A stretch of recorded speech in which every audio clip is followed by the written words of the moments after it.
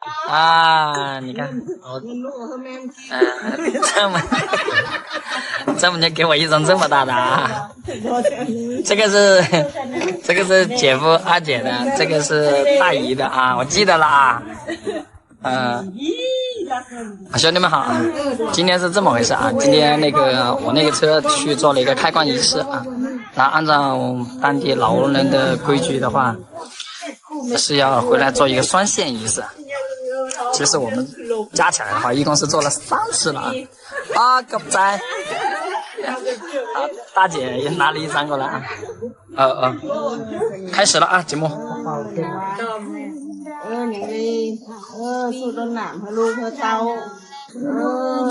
话也得说回来，这一家的氛围是真的好。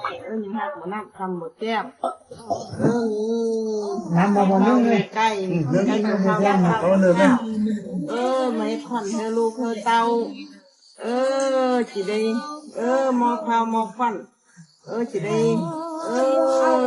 chấm khao thêm một thử khao thêm nhiều lô khao tao con hỏa hiện nhưng mà sống ma con ta hiện nhưng mà sống chim chỉ đây mò khao mò khoản lô con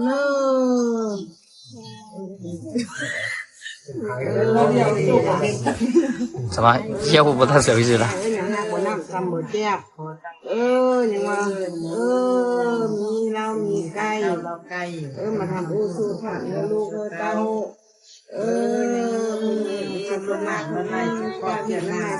这边特意杀了一只鸡，就是为了今天晚上的双线仪式。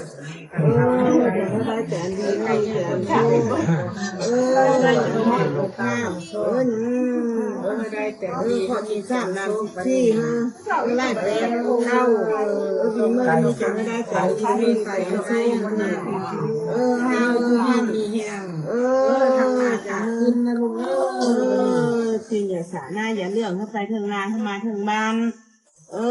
ไปมาหาพ่อหาแม่อย่าเจ็บอย่าแซ่บมันไปถึงงานเข้ามาถึงบ้านthìอย่าสาหน้าอย่าเรื่องไปทำดีใครเขาคนหัวมาสุด肚子饿了มาชมกิน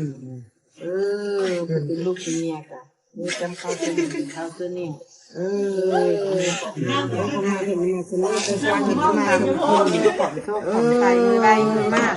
ใส่เราเนี่ยมันตัวเมื่อชอบเพื่อพ่อบ้านเนี่ยอย่างใน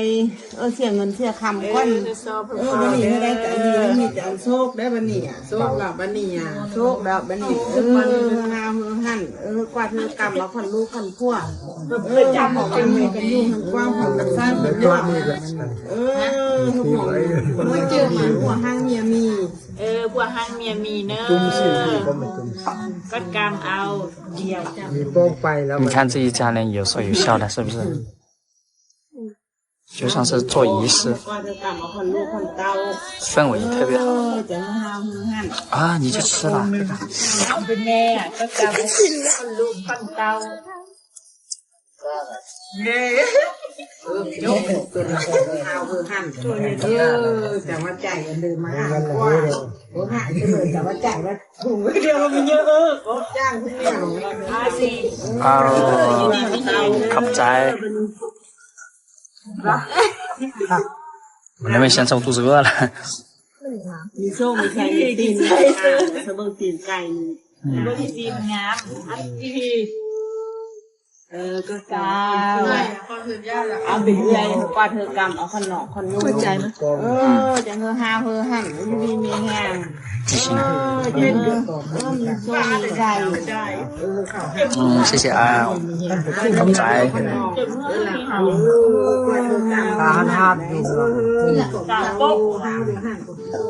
นี่น้ำหวานนี่ก็ว่า要给其他人的祝福，你就直接捏一头糯米饭，然后掰一点鸡肉，然后送过去，然后顺便说一些祝福的话啊。讲完了，你又不说清楚。哎呀，肚子饿了，我先吃了。ไม่รู้เลยเนี่ย不能喝白酒，然后可以喝温达，表示一下给。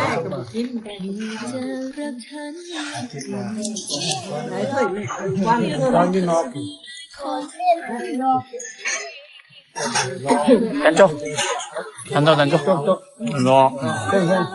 看看。对不对？又在准备发段子，忽悠他那100万粉丝。哦。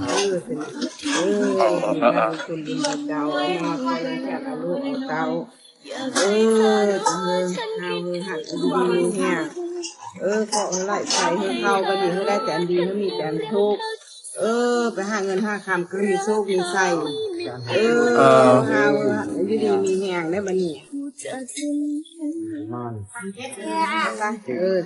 คนยืนยันคนนี้คนสี่ยันคนไทยมีเงินมีป้ายเป็นคุณบุญพระเจ้ามาคุ้มโคตโตแก่ให้ลูกให้เต้า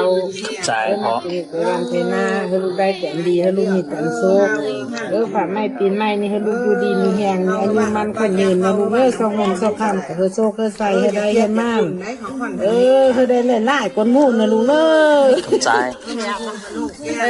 อาเจมีป้ายมงคลมาวันก็แรงแค่อยู่ดีมีแฮงท่านเนื้อมีโซมีใส表姐来了ป้าดีดีตาไม่มีคนแรงแค่เอาอายเอาทีพี่เมื่อฟ้าเมื่อเขาอยู่ดีมีแฮงเขาเจ็บจะได้ของใครมีสาธุสองเงิน5 คำจะได้ไล่เด้อสาธุเห็นนัดสิ来，姐夫来了，我这个姐夫有意思。妈咩，嫩，妈咩，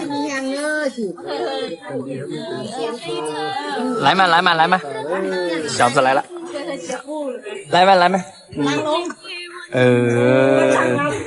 你叫个边我。ดี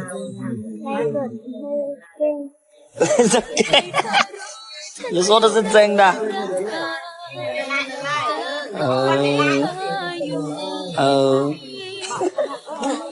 你在哪里学的？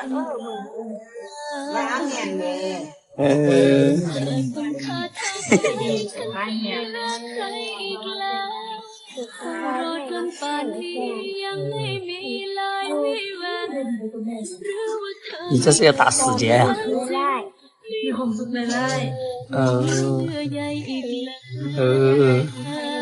多找几个女朋友啊！可不在？他不会吧？但是这个小子今天表现挺好的啊。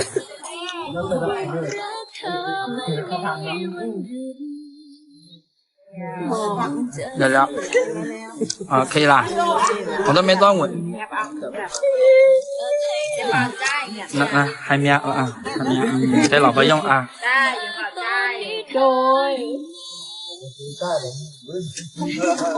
哇！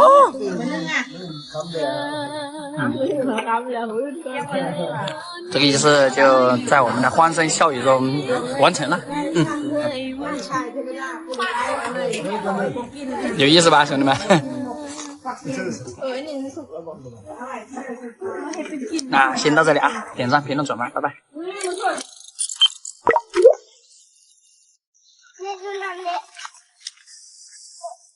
这么快吗？我都还没准备好嘞。就在今天中午啊，那个表姐夫说他在这里发现了一窝蜜蜂。应该不叫蜜蜂啊，但是可以吃，不知道是什么东西。所以老丈人等这个天气凉快下来了，他就打算把这个端了。大家注意看啊，这个树上还长了很多这种果子，这个果子酸酸甜甜的。我不知道视频前的你有没有看过这东西？这是叫杏还是叫李呢？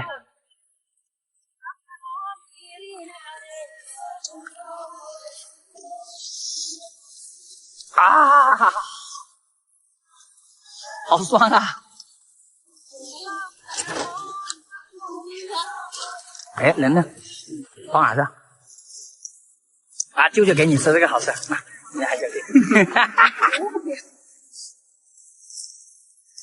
ยำบ่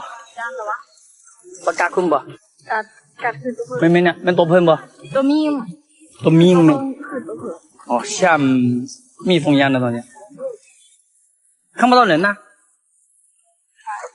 叫我们走开是不是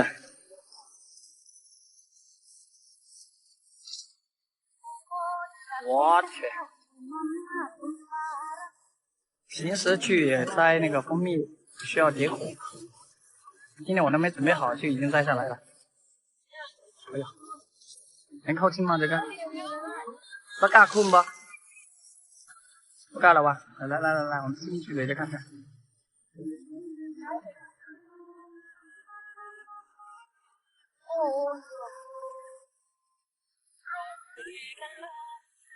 这个是什么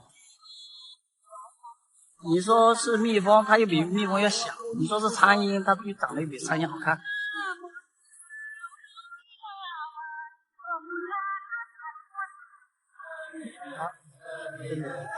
เอาไปกินวะ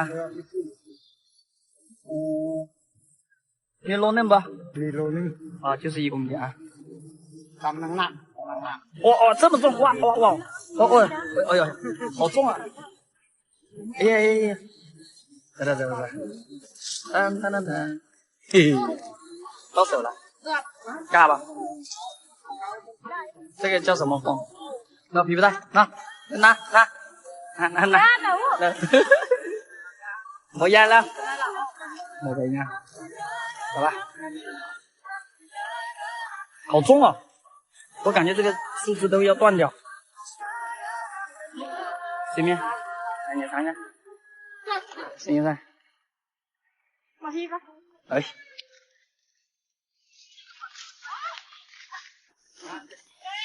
哎呀差点钻头上了对面哦对你带我呢哇好多蜜呀对你对你看来加没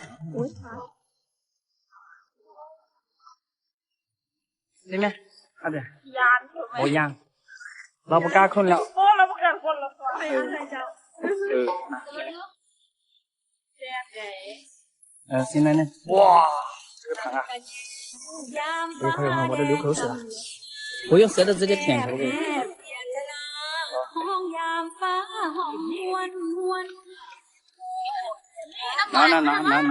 拿个勺子过来好不好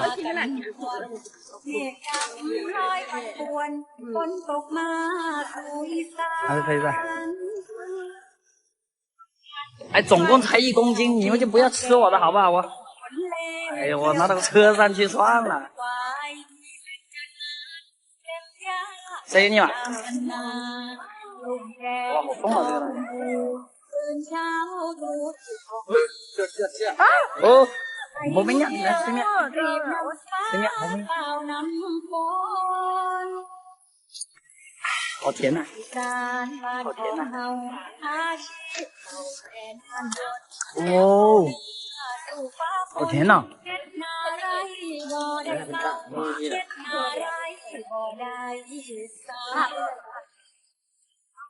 เรากัดคุณบ่还会咬人吗我กัด了我กัด哇这么吃别的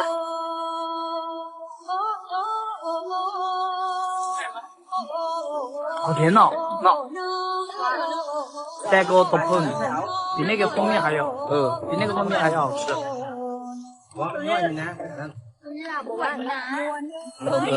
这个没那么腻啊哇靠好东西啊这个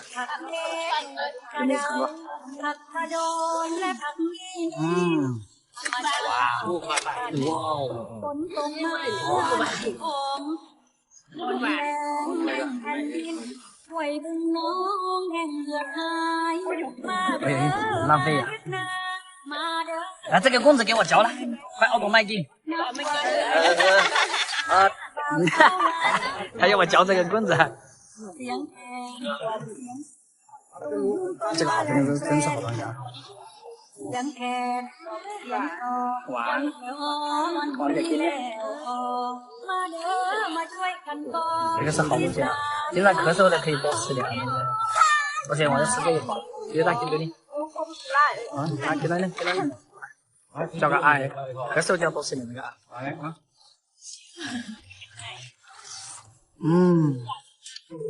很ดีเลย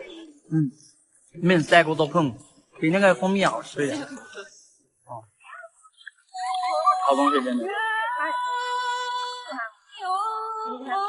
มีนุ่มๆอยู่สักบ้าง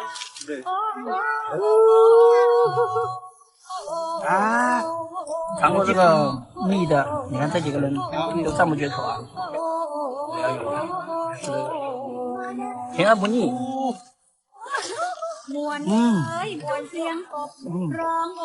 哎呦，好东西。这就是来自老挝大自然的味道。春天了。好，这段先到这里，走，拜拜。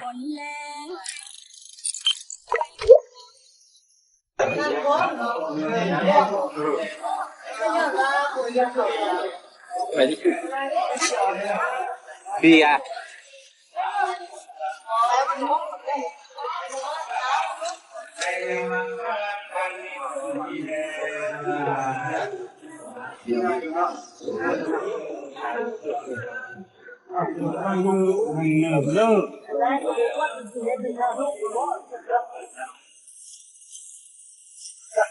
จะเคียงงามเนาะ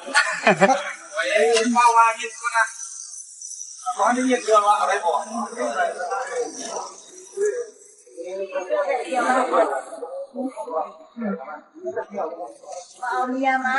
มันตาเมียมาลา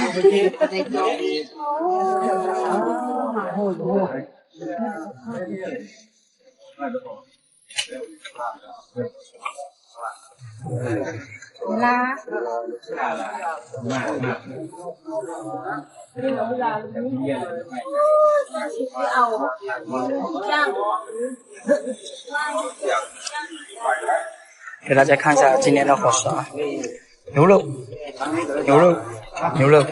还是牛肉，这边还有一个粉条。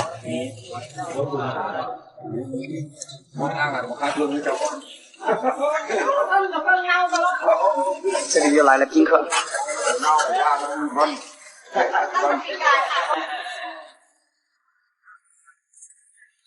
有墨米。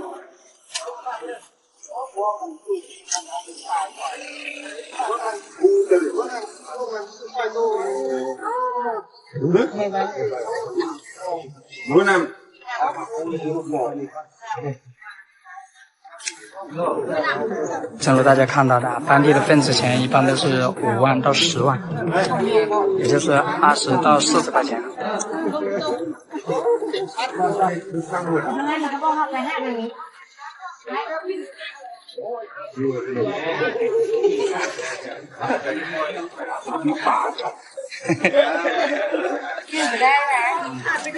这个会计挺逗的，名字不写行不行？哎，等一下，兄弟们，村长来了，我们看一下村长他跟谁斗战。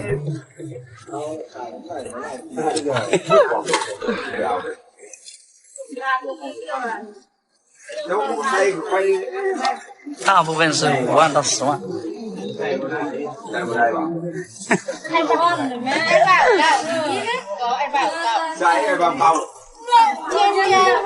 其实份子的数额多少的没关系，主要是图个热闹。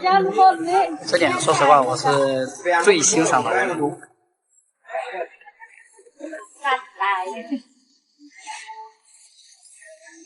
就是村长老婆干大的妈妈。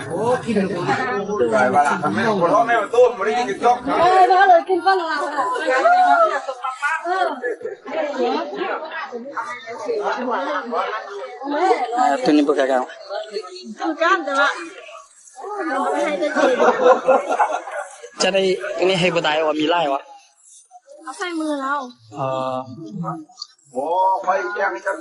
ใส่ตัวนี้งานก่อนจะตั้งทีเดียว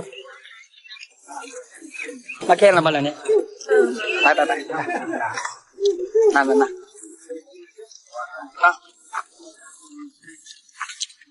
ไปส่งละ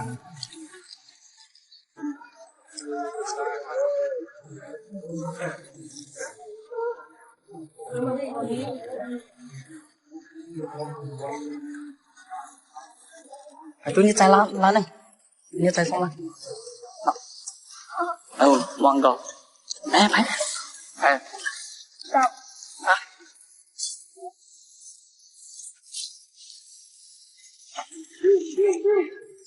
这小财迷数钱的姿势好优美啊！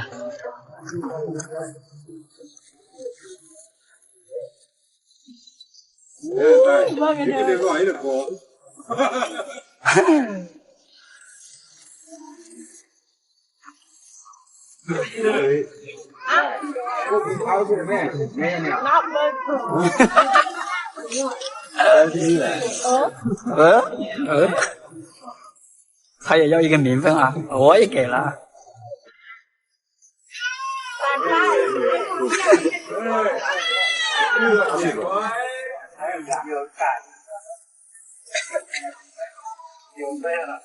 快了，还有吗？不你放摔嘛，摔你可来哪里？哎，没地方就放这里了。阿七个金吗？是啊，阿七个金吗？进不来，进不来。哎，老。好的，花ก่อน 不够。แล้วบ่ฮอดเปียเปิดจะฮอดอ่านบ่เซ่าแล้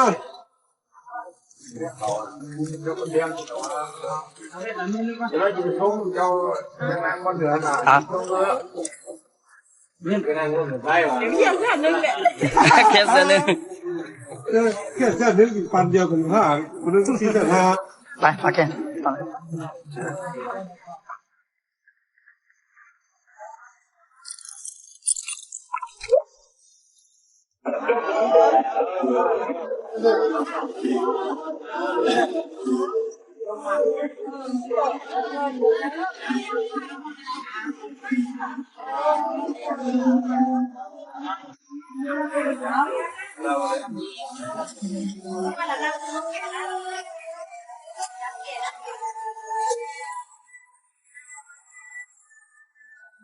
วันนี้บ่หรอก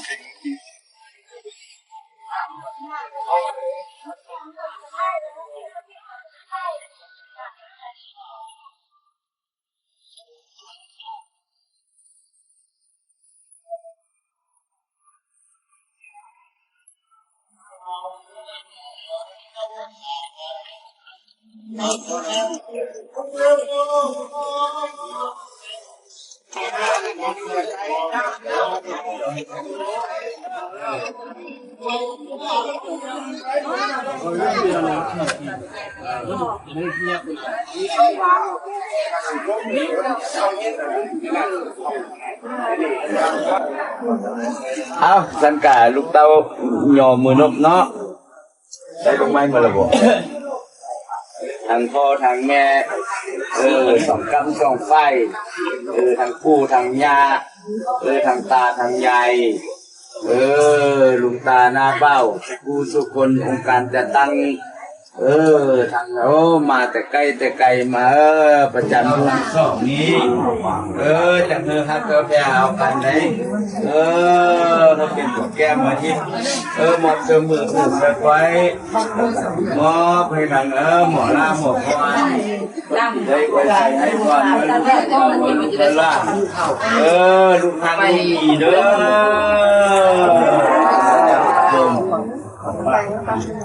ก่อนเก็บสาธุนะโมตัสสะภะคะวะโตอะระหะโตสัมมาสัมพุทธัสสะนะโมตัสสะภะคะวะโตอะระหะโตสัมมาสัมพุทธัสสะนะโมตัสสะภะคะวะโตอะระหะโตสัมมาสัมพุทธัสสะนะโมตัสสะภะคะวะโตอะระหะโตสัมมาสัมพุทธัสสะสัพเพสัพเพทานทานิเกอุมาเนหิเกละเทจะเมตโรนะภะหารณีเกหาวะสิเสกุมาเนสุเทวะสรานะสัพเพจะกะนะนะ เยสัตตาสันติเกยังมณีละวะเจนังสารโอเมสุนันติมัจจาวนาคารุภรตามัจจาวนาคารุยภรตามัจจาวนาคารุยภรตาสาธุสาธุมุนาทางอะไรหมายถึงเจ้าของตัวขอนเป็นมุนาตาขอบ่าวกว่ามันอาภาขอสารตนาเดชอิทธิวัจจะที่ใจก็ดีนะขอสารตนาเดชก็ดีทำลายอันนั้นนั้นโมโห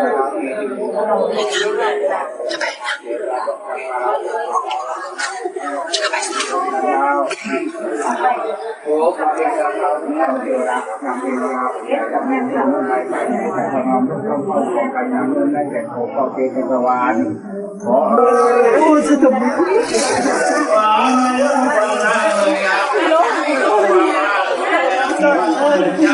ให้เอาเขามาว่า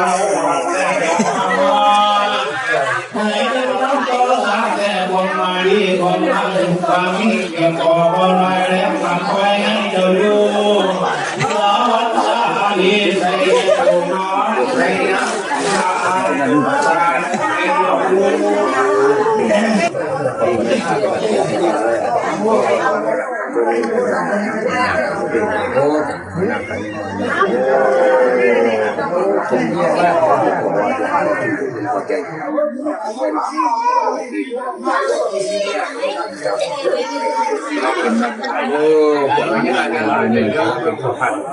พวกเองเนี่ยวันถึงมาหน้าการมันโอ้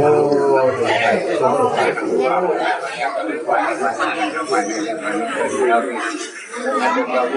ขาปีน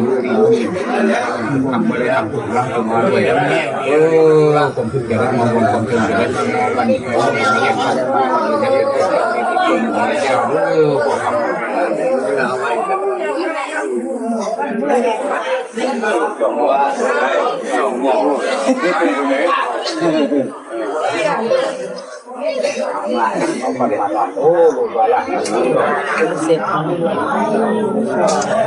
สาวหน่อย สาวหน่อยงานเนาะงาน แล้วอยู่ในแฟนคือเจ้าในแฟนคือกี่นะงานไม่เอาได้แบบแล้ว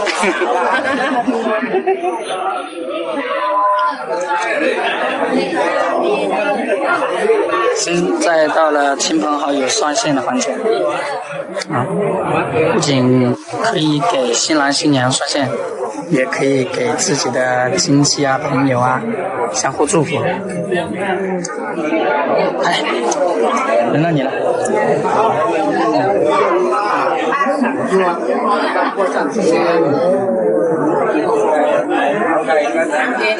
炒白菜。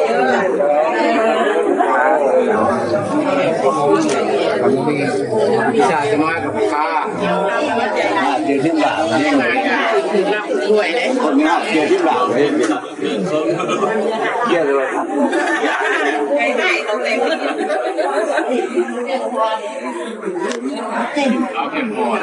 มาเทียนเลย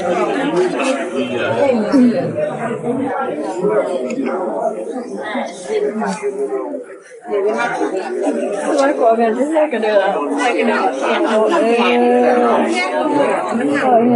อันเด้อซะ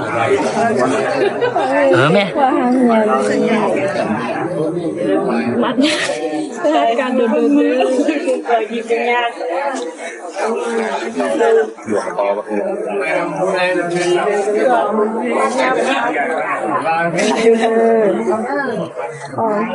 คิดว่าห้ามเงินนี้ว่าห้ามเงินใส่ตลอดชีวิตโอ้ดอกมะยักษ์มาตู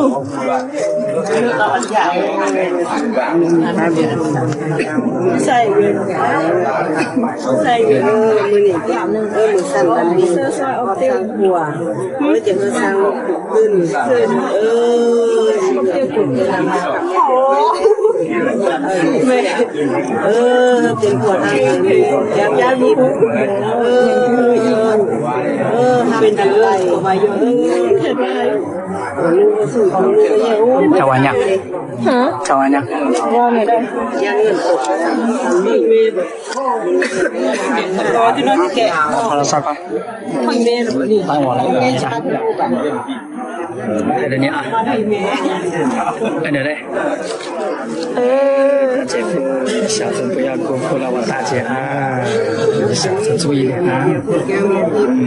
还敢来的。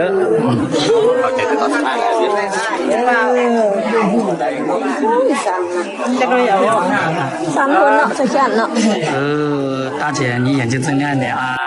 不要让那小子给骗了啊。还敢来的，谢谢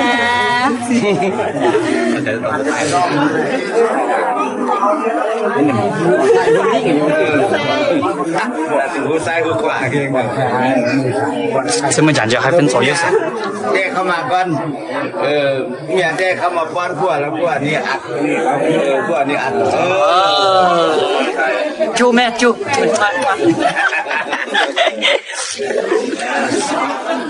ไปเราฝั่งเราเยอะประตู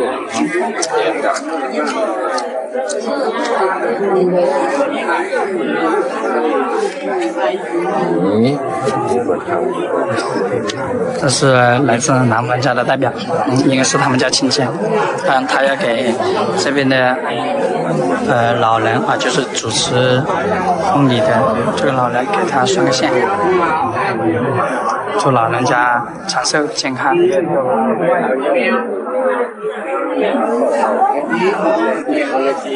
มีเด็กมาแต่ก่อนนำอันนี้ได้มาแต่บ้านพระเจ้าลงมาคุมสังเกตในประเทศอินเดียก็จะได้เราเข้าเราเลยไปเขาทอดหัวกันใดเครื่องคำของคุณมังคันกัญญาใส่เทวดามืดคันแววจะนำไปแววเลยกันไว้จะเย็นเตสาเกกาสร้างหาให้เป็นตัวเขาเผือกงานนี้นำนักอันนี้เอาแดงเดียวคุณละหน่อย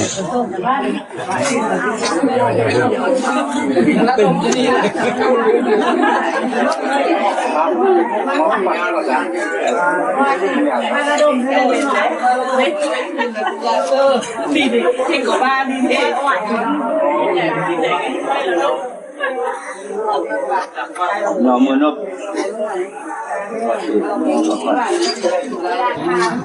โอ้สันละโอ้มือนี้เป็นมือสันวันดีมือสีวันสอบมือประกอบวันงามพ่อแม่สองกรรมสองฝ่ายทางพ่อแม่ทางตัวมันเยอะได้ไหมแก่เอาแก่เอาอันนี้แก่เกิดจับมันจุ่มลูกจับนี่นะโมตัสสะภะคะวะโตอะระหะโตสัมมาสัมพุทธัสสะนะโมตัสสะภะคะวะโตอะระหะโตสัมมาสัมพุทธัสสะ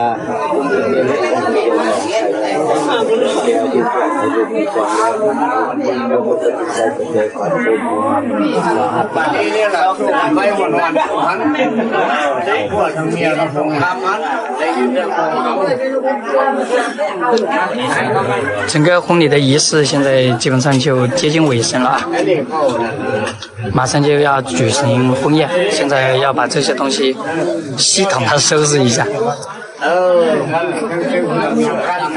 ทั้งสามเงินเลยถ้าคนรักเราลูกเขาจะ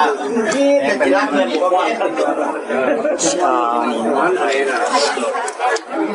皮肤今天穿的衣服挺漂亮的。来台风。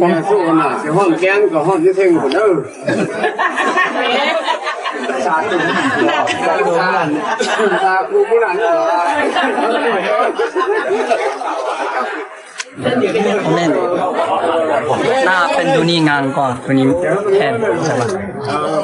เอาไปใส่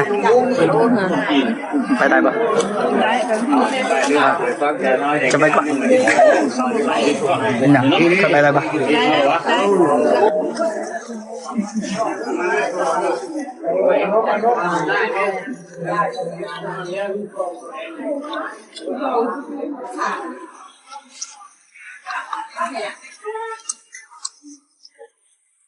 แหละเอาแก้วเอาหนักตังเธอโลแก้วเบียร์เนี่ย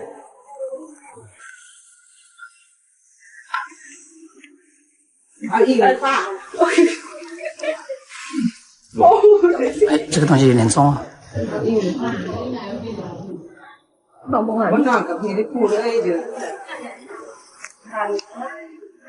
แบบนี้แหละ要了完成了哈教练走吧这么你要出来你们出来干嘛不是要洞房吗ขอกินเบียร์ได้บ่เนี่ยเรา เดี๋ยวเข้ามากันเลยเข้ามาพอใน好了这一段先到这里啊点赞评论转吧拜拜